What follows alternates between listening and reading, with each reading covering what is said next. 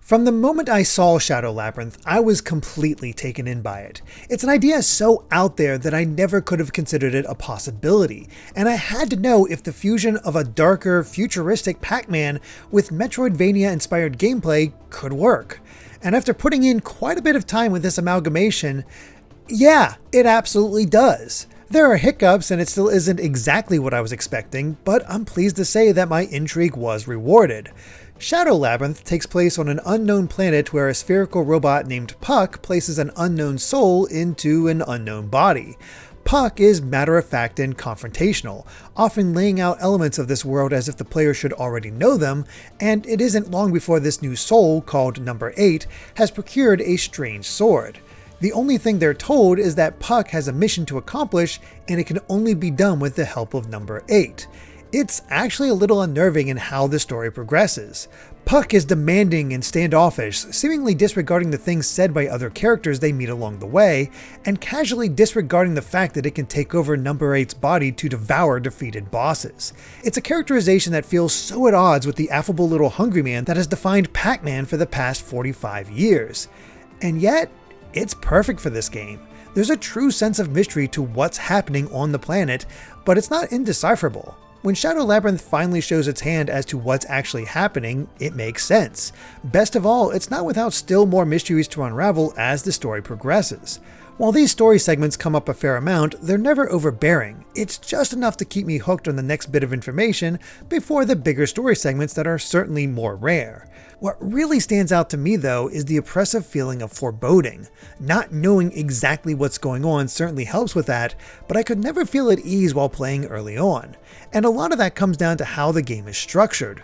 Number 8 only has access to the sword and a simple 3-hit combo.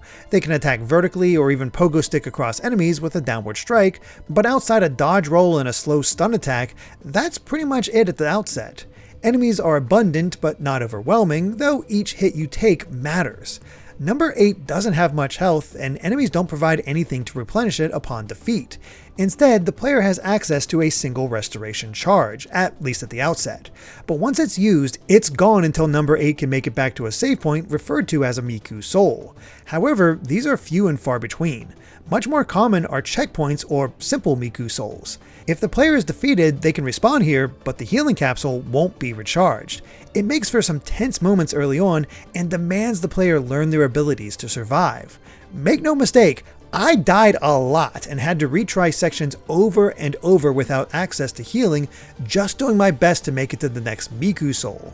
However, players have a choice when they die. They can revive at the checkpoint or return to the save point. The save point is typically farther away, but it does restore the health charges, potentially aiding the next run. Personally, I always went for the checkpoint, which may explain my numerous deaths, but I figured it was better than running through the gauntlet again. Though that's also the fun of this loop because of the way the levels are designed.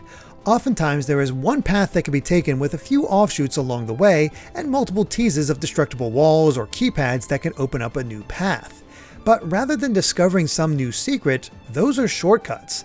Shadow Labyrinth knows it's often putting players through a gauntlet of enemies and hazards, and expecting them to do that every time is just too much. But after reaching a certain point past those challenges, there's often a divergence with one path continuing on and another path leading back to the roadblock that was there before. It's then a simple task of destroying the roadblock and opening a path that then leads to the next section and bypassing the hazards that you've already conquered. It's a gameplay loop often utilized in Souls-likes, and it's certainly addictive, even here.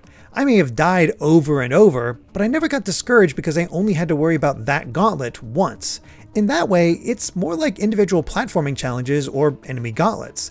Because, make no mistake, Shadow Labyrinth loves to trap Number 8 in a room where they must face waves of spawning enemies or even mini-bosses. It's never to an annoying degree though, as it feels more like a skill check. While certain enemies follow similar tropes, there's still an impressive amount of variety and they're all worth fighting. That's because they drop Aura, essentially the pellets from the Pac-Man arcade game. These can be used at the Miku Souls in order to power up either Number 8's attack power or their SP. SP is essentially a stamina bar that determines how often they can dodge or use certain later abilities that draw from the bar. Aura is also the currency for the scattered shops on the planet, which sell perks that number 8 can then equip at Miku's souls.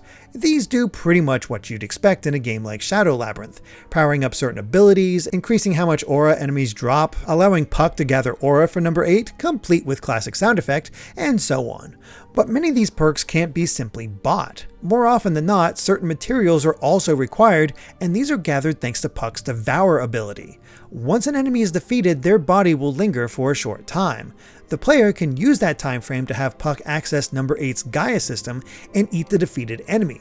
With each enemy eaten, different materials are gathered, which are then exchanged at the shop with the necessary aura. So it becomes a good idea to devour as many enemies as possible, though this does have the side effect of leaving number 8 open to attack if other enemies are still around, preventing the process from being completely mindless. The Gaia system is more than just a method of devouring though. It's a full-on mech suit that number 8 can engage that can easily claw through enemies and bosses while leaving the player invulnerable to damage. It's not something that can be accessed at all times as a meter must be filled, but I felt like I was rarely missing it. Perhaps that's because I rarely used it for hazards and instead only engaged Gaia during boss fights. It's absolutely helpful in those cases, but I probably could have died less if I remembered to use it more. At its core, Shadow Labyrinth doesn't really break tradition from other Metroidvanias. Exploring and backtracking with later abilities reveal max health increases, special materials, more healing charges, more perk slots, and data logs that fill in the backstory of the planet and Puck. Thankfully, the map is quite detailed and will even highlight items that the player saw but can't reach, and which direction a roadblock must be hit from to open up access. Not everything is shown, which is why markers are provided, but thanks to the Miku Soul's teleport ability and constantly opening up shortcuts, backtracking never felt like a hassle. Exploration and combat eventually makes number 8 a force to be reckoned with. While the challenge never went away, I was able to handle it better as I had more health, more healing charges, and more combat options like a midair dodge, a parry, a shield, and skills which tapped into my SP in exchange for stronger attacks. Balancing all these elements became more manageable, but I could never completely forget about them, especially as later bosses got more and more chaotic. But it's the Pac-Man element that makes Shadow Labyrinth stand out from other Metroidvanias, and that comes early on in the form of D-lines. By touching an activated line, number 8 and Puck will merge into a mini-Puck that then travels along the line, allowing them to reach smaller spaces or travel higher than normal, depending on where the line goes. The lines are rarely in one piece though, which means mini-Puck must jump from line to line. It's simple enough and even led to some unique platforming challenges, but it was only ever a taste of the original Pac-Man. Thankfully, that's where the mazes come in. Spread throughout the planet are tablets that the duo can access as mini-Puck and essentially play something akin to Pac-Man Championship Edition.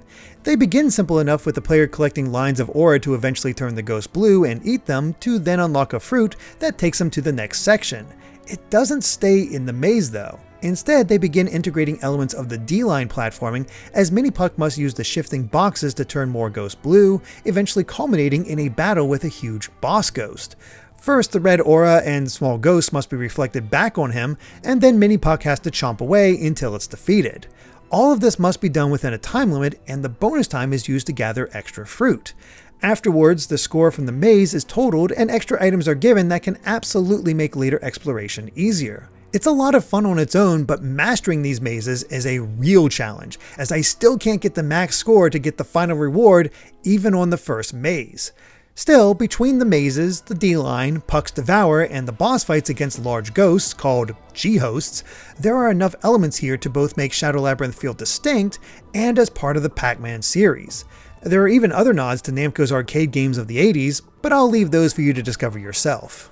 In terms of presentation, Shadow Labyrinth stands out, foregoing pixelated graphics to a style that reminds me of Vanillaware's games. It's not as jaw-dropping as those games can be, but it still looks fantastic in 4K, with the environments being the bigger standout for me. They're so layered and detailed that I'm impressed the platforms and secrets still stand out. There was never a moment where I couldn't figure out what I could interact with or where to go. The level design feels top-notch. Musically, it's all about mood. There's rarely any big beats or the like, but the music does add to the oppressive atmosphere that I so enjoyed in the early game. Sound effects have a satisfying pop to them, and I always enjoyed when some of the arcade callbacks were integrated. I was surprised they never took me out of that world. It was always crafted in such a way that it felt natural. Shadow Labyrinth isn't without issue though. For as fun and varied as the gameplay could be, there was always a feeling of stiffness to it. Moves are distinct and take some time to flow together. I'd want to perform a 3-hit combo, finish with my special ability, and then counter the enemy's follow-up, but there was always enough of a pause that I could never quite pull it off. I had to choose when to attack and when to stop, because overstepping would often lead to damage. It's also incredibly easy to take multiple hits by accidentally dodging into an enemy's hitbox. I adapted to both of these elements, but I did find myself missing the smoothness of combat from games like Metroid Dread or Prince of Persia: The Lost Crown. Though speaking of The Lost Crown, much like that game, I was surprised how much longer this game is compared to a typical Metroidvania. It's a meaty game with plenty to explore for, high scores to hit, and even an arena to re-challenge bosses. It's loaded with content without the presentation seeing a dip in quality. Outside of screen transitions. For whatever reason, there was always a jankiness when going from one scene to the next, even on the Switch too. It didn't disrupt things, but it certainly was noticeable. With that said, it's always a treat when a strange swing for a long-running franchise works, and thankfully, that's absolutely the case with Shadow Labyrinth. It doesn't break the mold of Metroidvanias, but it crafts a world that I loved exploring with callbacks that make its origins clear. And it's for this reason that I'm giving Shadow Labyrinth a 9 out of 10. Any issues I had were minor, and I truly hope that it doesn't get buried by the release of Donkey Kong Bonanza. It's well worth the time of those who love the genre or those who are simply curious. With any luck, people will give a puck.